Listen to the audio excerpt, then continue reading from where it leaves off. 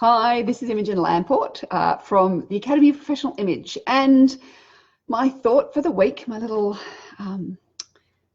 piece of advice or thought today is let your passions burn brighter than your fears. And why did I pick this one this week? Well, you might be able to see I've got a little scar here on my head.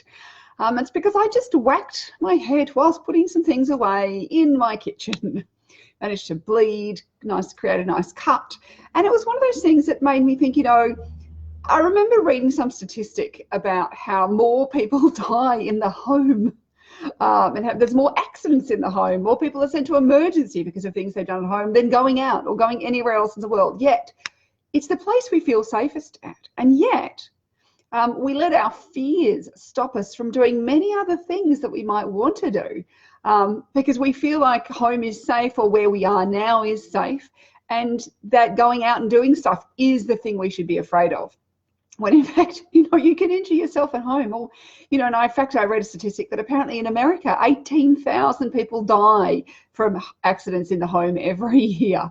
It would be pretty sad to think that, you died at home from an accident and never fulfilled any dreams because you were too scared to take that chance. So I think it's really important to think about if you have some passions, if you want to do something, whether it's you want to become an image consultant, it's something that you've already thought about, it's something that interests you and excites you, but you're letting something hold you back. This can frequently happen. Or it can be even as simple as I want to wear a statement necklace, or I want to do something different in my style. I'm a little bit bored with it, but I'll let the thought that somebody else might comment on my outfit stop me from doing anything.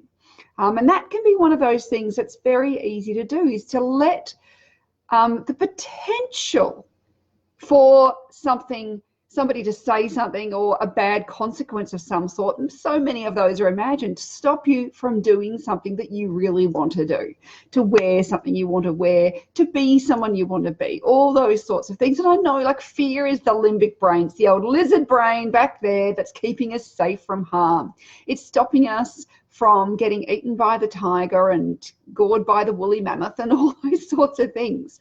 That's what its purpose is. But is it really helping you in your life all the time? Because so many of those things that we have a fear reaction to are actually really unnecessary. They're not something we have to be afraid of anymore. And now that we're not getting, most of us anyway, aren't getting chased by lions and tigers and woolly mammoths, our limbic brain's got to find something to do with itself. So it invents fears. It invents possible negative outcomes that really are very unlikely to happen. And that's what stops us often from moving out of our comfort zone and doing something with our, in our lives, whether it's a change of career, it's going for a promotion, whether it's, asking for a pay rise, all those sorts of things. Fear is the thing that stops us. And in fact, one of my life's mottos that I live by, and because I have just as much fear as the next person, is, will the sky fall in Henny Penny? So Henny Penny was a children's book when I was growing up, and Henny Penny was a chicken who went round, and that she was worried about that the sky was going to fall in and everybody was going to die. But it was, of course, really unrealistic. The sky is not going to fall in. So it is that sort of thing to think about, is this something that is working for you? Are you letting your fears hold you back? Because you might, I got a little injury in the kitchen, but it's not going to stop me from going into the kitchen again, is it? And I'll still have to put the groceries away. I just had to move the tray that whacked me in the head just so that they wouldn't happen again. But that's what we can do. We can move the obstacles away. We can learn how to get around them. We can make our lives easier. We don't have to stop doing stuff just for the fear, because fear is driving us. And I always think, one of those things with accessories, it's stunning the number of people who are a bit scared of accessorizing. And so much of that is fear-based, that they worry they're going to be laughed at, and very rarely are people laughed at for their accessory choices. Nobody much died from wearing a poor accessory choice. There was a dancer, and she got her, Isadora Duncan, I think it was, who got her scarf caught up in the spokes of her sports car a long, long time ago. but not too many people die from just popping on a necklace or a ring or some sort of accessory that creates a beautiful focal point.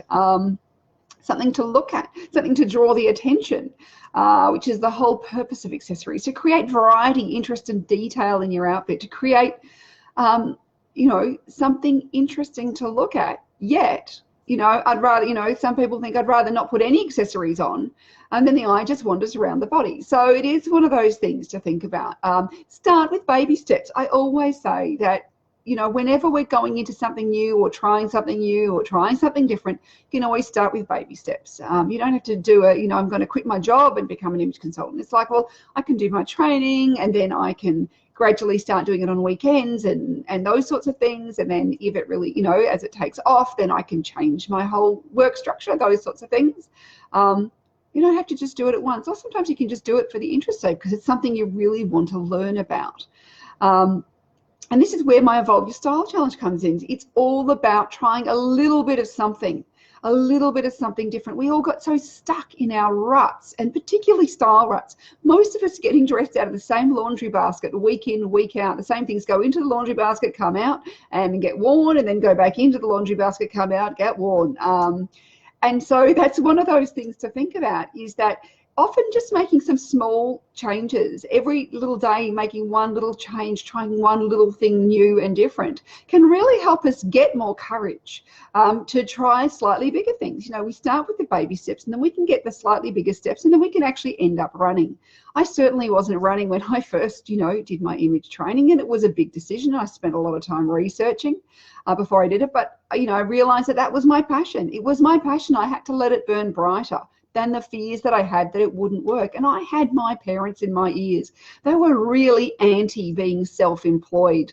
And I suspect that there's some relationship to my father and his father, who was fairly self-employed, that I wonder if money sometimes was in and out. So I had very much a message growing up that you worked for somebody else and you were not self-employed. And being self-employed was actually quite a dangerous thing to do. It was quite a scary thing, and you know, probably be on the streets as a pauper, all those sorts of things. So, you know, we get all these messages through our lives, and it's really important when we're thinking about those to go, are these valid messages for me today? And does this work for me in my life? And am I holding on to somebody else's fear? Or is this my own? And where does this fear come from? Is it just my limbic brain, my lizard brain telling me that I should be scared of something new and different? Or is there something valid to it? You know, there's a very big difference from jumping out in an aeroplane with no parachute and no experience, and jumping out of an aeroplane with a person with a parachute attached to you who's got years and years of experience. Not that I ever have any plans of jumping out an aeroplane, but they're two very different things. And both of them can scare us, but one's going to be, you know, stupid, and the other one can be a calculated risk.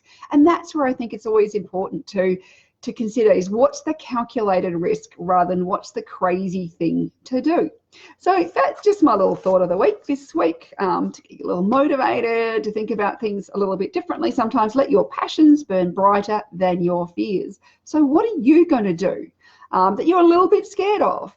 Whether it's some little thing in an outfit or taking a step to do something new in your life, all these sorts of things. What are you going to do just to move yourself a little bit out of your comfort zone, but allow some passion of yours to come to life?